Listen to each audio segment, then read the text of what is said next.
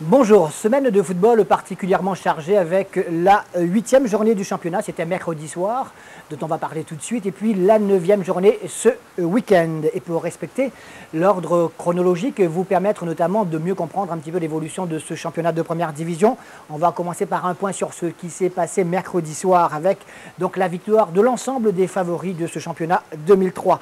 La Tamponnaise a gagné à la Capricorne, la Saint-Louisienne a gagné également devant les Avirons, et puis les deux autres leaders, la Saint-Pierroise et l'Excelsior, ont gagné à l'extérieur, qui plus est sur le même score. Allez, le résumé de ces deux derniers matchs avec Eric Folio, Yanis Ferrer et Yves Morel.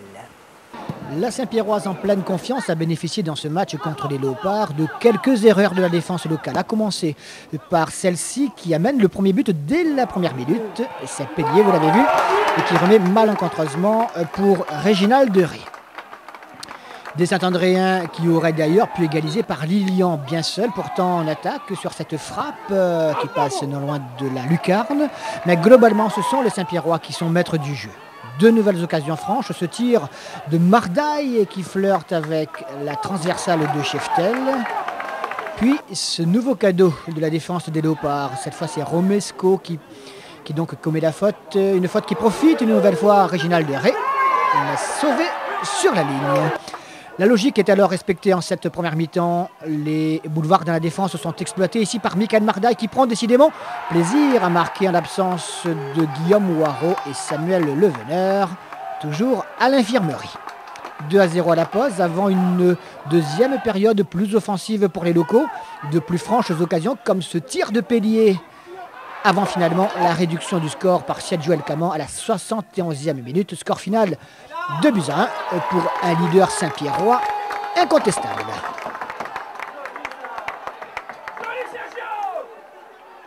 Dans l'ensemble, je suis très content de mes joueurs. Ils ont fait un match malgré la fatigue, 2 jours seulement de récupération, alors eux ils en ont 3. Il fallait faire avec, quoi. Donc l'équipe a décidé ainsi. On fait notre match. Je suis très content de mes joueurs, ils ont mouillé leur maillot, mais bon, à l'arrivée, on perd 2-1 encore une fois. On est venu chercher un bon résultat, on l'a obtenu, donc c'était sérieux, donc on peut retenir que cette victoire. C'était dur notamment en deuxième mi-temps.